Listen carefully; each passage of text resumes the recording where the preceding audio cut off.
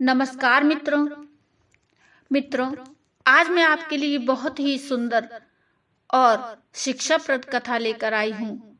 साथियों, ये कहानी आज के युवाओं के लिए प्रेरणादायक है और बुजुर्गों के लिए सीखप्रद है। तो कृपया इस कहानी को अंत तक अवश्य सुनिए और अपने रिश्तेदारों और सगे संबंधियों को शेयर अवश्य करिए, जिससे उनको भी कुछ सीखने को मिले। तो कहानी को शुरू करते हैं।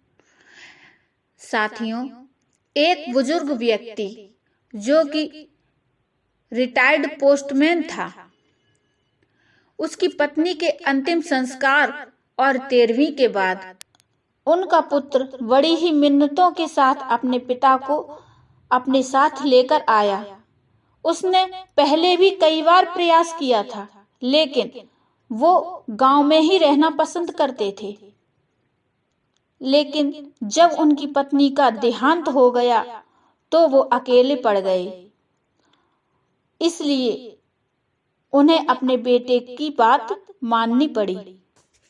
पहले तो उनकी पत्नी थी तो वो रोक देती थी कि कहाँ बहू बेटे की जिंदगी में दखल देने चलेंगे, यही ठीक है, सारी जिंदगी यहीं गुजरी है और थोड़ी सी बची है उसे भी यहीं पर गुजार लेंगे।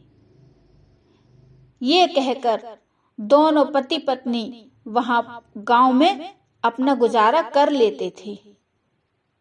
लेकिन इस बार कोई साक्षात अवरोध नहीं था और पत्नी की स्मृतियों में बेटे के स्नेह से अधिक ताकत नहीं थी।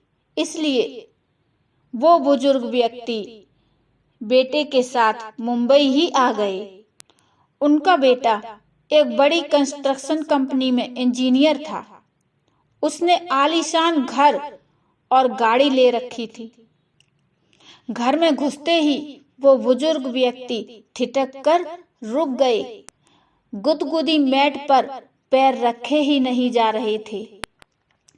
दरवाजे पर उन्हें रुका देखकर उनका बेटा बोला, आइए बाबूजी, अंदर आइए। बाबूजी कहने लगे, बेटा, मेरे गंदे पैरों से ये कालीन गंदी तो नहीं हो जाएगी? बेटा बोला, बाबूजी, आप उसकी चिंता क्यों करते हैं? आप उसकी चिंता मत करिए। आइए, यहाँ सोफे पर बैठिए।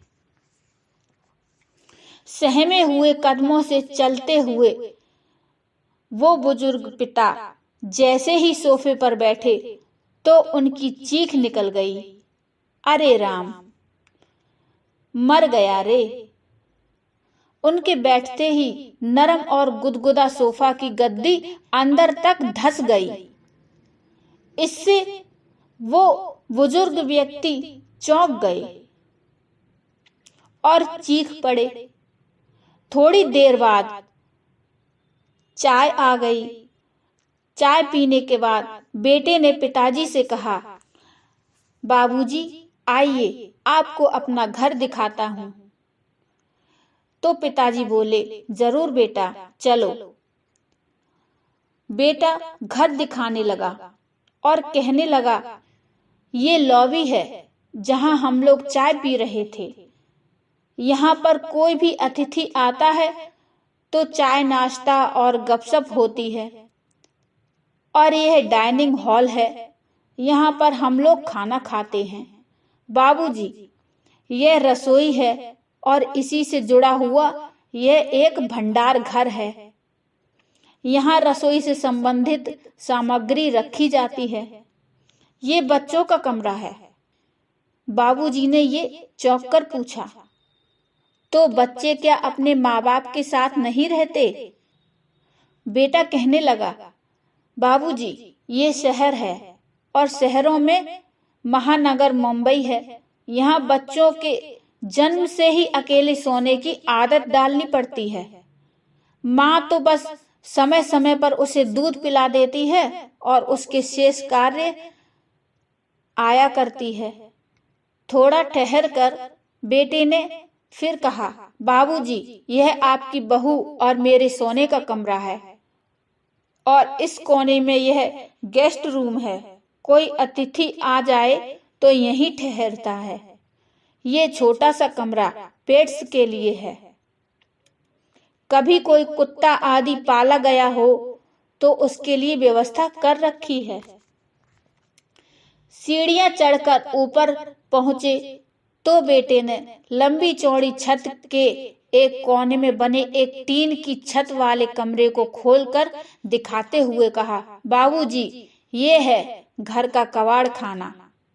घर की सब टूटी फूटी और बेकार वस्तुएं यहीं पर एकत्रित की जाती हैं और दिवाली होली पर इसकी सफाई कर दी जाती है। ऊपर ही यह एक बाथरूम और टॉयलेट भी बना हुआ है। तो बाबूजी ने देखा कि इसी कबाड़ खाने के अंदर एक फोल्डिंग चारपाई पर बिस्तर लगा हुआ है और उसी पर उनका झोला रखा हुआ है। बाबूजी ने पलटकर अपने बेटे की तरफ देखा, लेकिन वो नीचे जा चुका था। बाबूजी चारपाई पे बैठकर सोचने लगे कि कैसा ये मकान है जहां भविष्य में पाले जाने वाले पशु के लिए कमरे का विधान है, लेकिन बूढ़े माँ बाप के लिए नहीं। माता पिता के लिए तो कबाड़ का कमरा ही उचित आवास बना लिया। तो वो बुजुर्ग व्यक्ति अपने मन में सोचने लगे, नहीं नहीं, अभी मैं कबाड़ नहीं बना हूं। मेरी पत्नी की सोच बिल्कुल सही थी। मुझे यहाँ नहीं आना चाहिए था। वो बूढ़े व्यक्ति यही सोचते रहे। अगली सुबह जब उनका बेटा अपने पिता के लिए चाय लेकर ऊपर गया तो कक्ष को खाली पाया। बाबूजी का झोला भी नहीं था। उसने टॉयलेट और बाथरूम भी देखा, लेकिन बाबूजी वहां भी नहीं थे। वह झट से उतरकर नीचे आया तो उसने देखा कि मेन गेट खुला हुआ है और उधर बाबूजी टिकट लेकर गांव वापसी के लिए सवेरे वाली गाड़ी में बैठ चुके हैं। उन्होंने कुर्ते की जेब में हाथ डालकर देखा कि उनके अपने घर की चाबी मौजूद थी।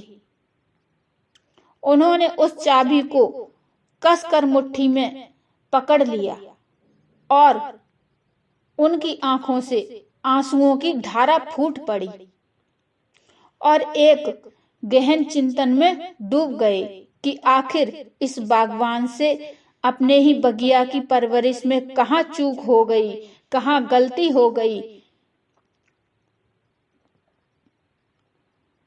ये सोचते हुए वो वहां से निकल गए।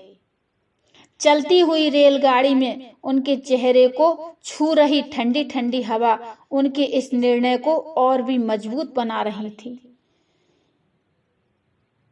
साथियों, ये कहानी आज के युवाओं के लिए प्रेरणा है और बुजुर्गों के लिए सीख है।